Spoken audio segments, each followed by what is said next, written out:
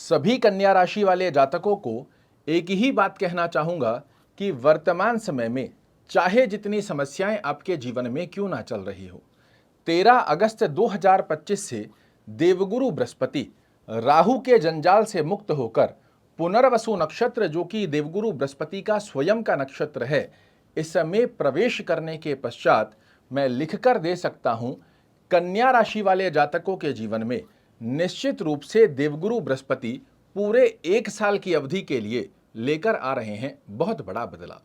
नमस्कार, मैं हूं आचार्य अभिजीत शर्मा और आज हम चर्चा करने जा रहे हैं कन्या राशि वाले जातकों की कुंडली के अति योग कारक आपके सुख भाव के सप्तम भाव के स्वामी देवगुरु बृहस्पति का अपने नक्षत्र में परिवर्तन होने के पश्चात आपके जीवन में क्या बड़े बदलाव लेकर आ रहे हैं, इसे विस्तृत रूप से समझ लीजिए।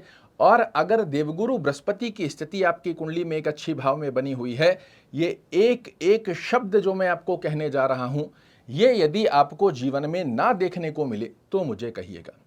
देवगुरु बृहस्पति पुनर्वसु नक्षत्र में राक्षस नक्षत्र से बाहर निकलकर देवगुरु बृहस्पति अपने खुद के घर में आ रहे हैं। इसे 1 सेकंड के अंदर एक अवस्था में समझिए कि आपका कोई परम शत्रु है, उसके घर में क्या आप कंफर्ट जोन ले सकते हैं? सभी लोगों का जवाब होगा संभव ही नहीं है। किंतु जब अपने शत्रु के घर से आप अपने घर में आते हैं, कितना सुकून प्राप्त करते हैं ये आप भली भांति जान सकते हैं।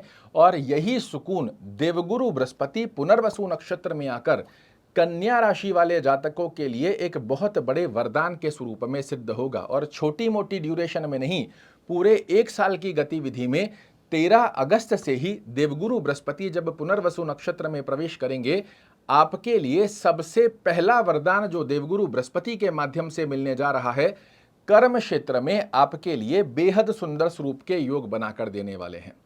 यदि आप व्यापार कर रहे हैं, व्यापार में आप देखेंगे एकदम से आपके व्यापार में वृद्धि का योग बनकर आ रहा है। कोई नए टेंडर, कोई नई डील की स्थिति का योग आपके लिए बनकर आ रहा है। आपका कोई पैसा रुका हुआ है, कोई टेंडर, कोई डील अटकी हुई है, ये आपके पक्ष में आ गई है। जॉब कर रहे हैं, जॉब में आपको स्मूथनेस बन रही है, बॉस कलीग लेग पुलिंग कर रहे हैं, एप्रिशिएशंस की स्थिति नहीं बन रही है, जॉब से रिलेटेड अज्ञात भय बना हुआ है कि कहीं मेरी जॉब तो नहीं चली जाएगी। इन सब समस्याओं से बाहर निकालकर आपके लिए बड़ी स्मूथनेस का योग बना कर देंगे। नई जॉब सर्च कर रहे हैं, आपके लिए ये बहुत सुंदर समय आ रहा है, जहां नई जॉब तो मिले ही मिले, विद इंक्रीमेंट की स्थिति का योग भी यहां से देवगुरु बृहस्पति आपके लिए निर्मित कर देने वाले हैं। कोई ट्रांसफर की स्थिति चाह रहे हैं, सरकारी कोई कार्य रुका हुआ है, इसमें देवगुरु बृहस्पति के आशीर्वाद से पहला वरदान कन्या राशि वाले जातकों को मिलने जा रहा है। दूसरी स्थिति के अंदर जो देवगुरु बृहस्पति आपके लिए बहुत बड़ा वरदान, जो कि कलयुग के अंदर सबसे ज्यादा हर व्यक्ति को चाहिए, वो है फाइनेंशियल दृष्टिकोण की स्टेबिलिटी। ये आपके लिए देवगुरु बृहस्पति के आशीर्वाद से ये धन के कारक ग्रह होते हैं, और जब इनकी दृष्टि आपके द्वितीय भाव धन भाव की स्थिति पर जाएगी, फाइनेंशियल दृष्टिकोण में आपके जितने भी कार्य रुके हुए हैं इन्हें तो पुष्ट करेंगे ही करेंगे, साथ में ही आपके बैंक बैलेंस की स्थितियों को बहुत अच्छे स्वरूप में आपके फेवर में लेकर आते हैं। आप देखिएगा, अभी तक जो सेविंग दृष्टिकोण नहीं बन रही थी, पैसा तो आप कमा रहे हैं किंतु पैसा आ रहा है और चला जा रहा है, सेविंग दृष्टिकोण स्ट्रांग नहीं हो रहा। अब आप देखिएगा, आपका बैंक बैलेंस पुष्ट होगा, सेविंग दृष्टिकोण बड़े अच्छे से काम करेगा। कोई भी लेन देन की स्थिति का योग यदि आप करने का विचार कर रहे हैं, 13 अगस्त के पश्चात में निश्चित रूप से कीजिए, बड़े सुंदर स्वरूप में आपको लाभ देखने को मिलेंगे। कुटुंब परिवार में यश, मान और प्रतिष्ठा की स्थिति देवगुरु बृहस्पति के आशीर्वाद से आपको प्राप्त होगी। इसी के साथ में ये ज्ञान के कारक हैं और दृष्टि कहाँ दे रहे हैं? वाणी भाव पर। ज्ञान का योग यदि वाणी से अगर जुड़ जाए तो व्यक्ति की वाणी भी ज्ञान स्वरूपी योग में परिवर्तित हो जाती है। आपके लिए पिछले समय में जो बनते बनते कार्य वाणी के चलते बिगड़ रहे थे, या फिर आपकी वाणी को लोग तवज्जो नहीं दे रहे थे, अब आप देखिएगा आपकी वाणी का वर्चस्व समाज में, परिवार में, कुटुंब में, कर्म क्षेत्र में निश्चित रूप से देखने को मिलेगा। लोग आपकी बात सुनेंगे, आपकी बात को इंपॉर्टेंस देंगे, और इस स्थिति के आधार पर आपके व्यक्तित्व, आपके ज्ञान का परचम और हर तरफ फैलता हुआ अब देखोगे। तीसरा बड़ा वरदान जो देवगुरु बृहस्पति के आशीर्वाद से आपको प्राप्त होने जा रहा है, ये बहुत ही सुंदर वरदान है। हर व्यक्ति, चाहे वो रोगी हो, योगी हो या फिर हो भोगी, हर व्यक्ति को अपने जीवन में भौतिक सुख तो चाहिए ही चाहिए। हर व्यक्ति की इच्छा होती है मेरे पास अच्छी गाड़ी हो, मेरे पास अच्छा घर हो, मेरे पास अन्य प्रकार के गैजेट हों जो अन्य लोग के पास होते हैं।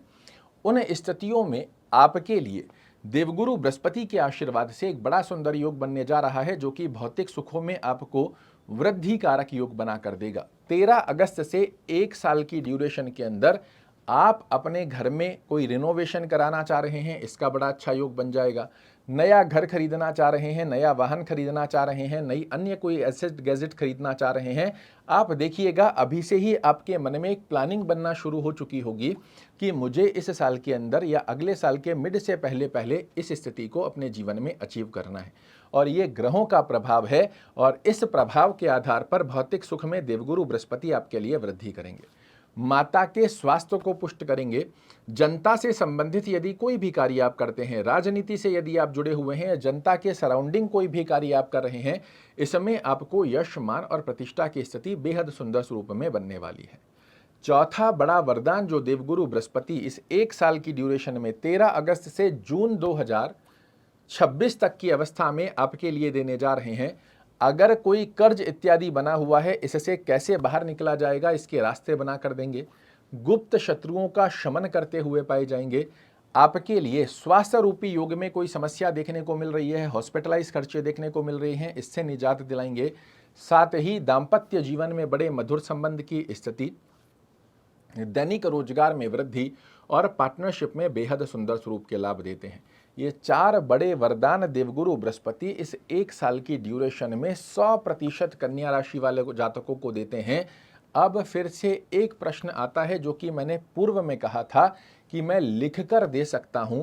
देवगुरु बृहस्पति का पुनर्वसु नक्षत्र में प्रवेश कन्या राशि वाले जातकों के जीवन में बहुत बड़े बदलाव लेकर आ रहा है, बशर्ते आपकी कुंडली में देवगुरु बृहस्पति एक अच्छे भाव में होने चाहिए। यहाँ आप एक चार्ट देख पा रहे हैं। इस चार्ट के आधार पर जो गणना मैं आपको समझाने जा रहा हूँ, इसे आप अपनी कुंडली में देख लीजिए। अगर आपके पास अपनी कुंडली है, बहुत बढ़िया है, उसे खोल लीजिए। जो स्थिति मैं बता रहा हूँ इसे चेक कर लीजिए। अगर आपके पास अपनी कुंडली नहीं है, date of birth, time of birth, place of birth आपको पता है, कोई भी एप्लीकेशन, आजकल बहुत सारी एस्ट्रोलॉजी की एप्लीकेशंस होती हैं, कोई भी एक एप्लीकेशन डाउनलोड कीजिए, उसमें अपना नाम, date of birth, time of birth और प्लेस ऑफ बर्थ फिल कीजिए और आपके सामने ऐसी एक कुंडली बनकर आ जाएगी। इस स्थिति के आधार पर आपको देखना क्या है, तो आपकी कुंडली में लग्न स्थान से 6वें घर में, लग्न से काउंट कीजिएगा, यहाँ मैं मेंशन भी कर देता हूँ, लग्न स्थान से 6वें घर में, 8वें घर में और 12वें घर में देवगुरु बृहस्पति नहीं होने चाहिए। ये पहली कंडीशन है। दूसरी स्थिति में जहां आपकी कुंडली में नंबर 10 लिखा हुआ है, इस स्थान पर देवगुरु बृहस्पति नहीं होने चाहिए।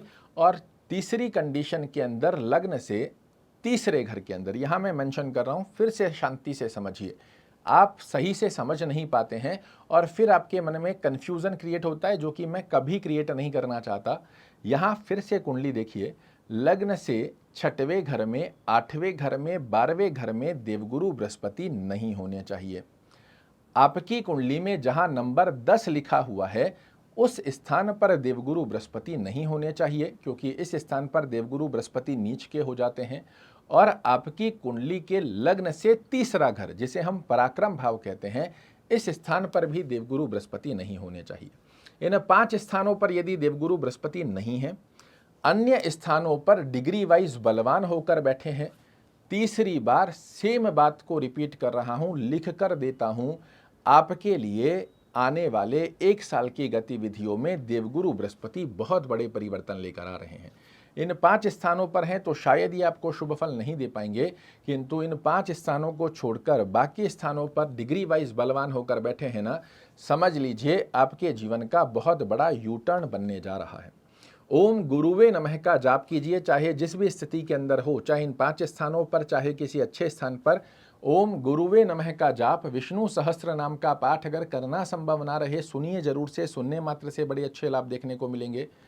अगर आपकी कुंडली में इन 5 स्थानों पर देवगुरु बृहस्पति नहीं है, तो आपको गुरुवार के दिन सर्वाधिक मात्रा में पीली वस्तुओं का सेवन जरूर से करना चाहिए। खाना, पहनना, आसपास के वातावरण में पीली वस्तुओं का सेवन करें, बड़े अच्छे लाभ देखने को मिलते हैं। अपने सीधे हाथ में एक मूली का कलावा, रेड कलर का और येलो कलर का जो धागा होता है, इसे धारण करें। महिलाएं हैं तो लेफ्ट हैंड में धारण करें। चंदन, केशर या हल्दी का तिलक लगाना आपके लिए बड़ा अच्छा होता है। इसी के साथ में यदि एक अच्छे भाव में देवगुरु बृहस्पति विराजित हैं, आप एक पुखराज धारण करते हैं, ये सोने पर सुहागा जैसा फल आपको देता हुआ पाया जाएगा। यहाँ फिर भी मेरा रिकमेंडेशन रहेगा, किसी अच्छे विद्वान को अपनी कुंडली का एनालिसिस करवाने के पश्चात ही स्टोन धारण कीजिएगा, अन्यत्र अवस्था में नहीं करना है। और हाँ, यदि इन 5 स्थितियाँ जो मैंने आपको बताई है, इन स्थानों पर यदि देवगुरु बृहस्पति आपकी कुंडली में बैठे हैं, लोग चाहे जितना क्यों ना कह दे, गलती से भी पुखराज मत पहन लीजिएगा, अन्यथा आपके बनते बनते कार्यों में भी ऑब्स्टेकल आप खुद आते हुए देखेंगे। अच्छे स्थान पर देवगुरु बृहस्पति का होना, उसके पश्चात स्टोन धारण करना ही आपके लिए श्रेष्ठ कारक लाभ निकाल कर देता है। 13 तारीख ज़्यादा दूर नहीं है, यहाँ से लेकर 1 साल की गतिविधि में अपने फ्यूचर को ग्रोथ देने की प्लानिंग कीजिए। निश्चित रूप से देवगुरु बृहस्पति का आशीर्वाद आपके साथ एक्टिवेट होगा और आपके बनते बनते जो कार्य पिछले समय में बिगड़ रहे थे, अब देखिएगा किस प्रकार मिलता है देवगुरु बृहस्पति का आपको परिपूर्णता से आशीर्वाद। आशा करता हूं मेरे द्वारा दी गई ये जानकारी आपको पसंद आएगी। कल फिर से एक नई जानकारी लेकर आपके सामने उपस्थित होऊंगा। तब तक के लिए नमस्कार।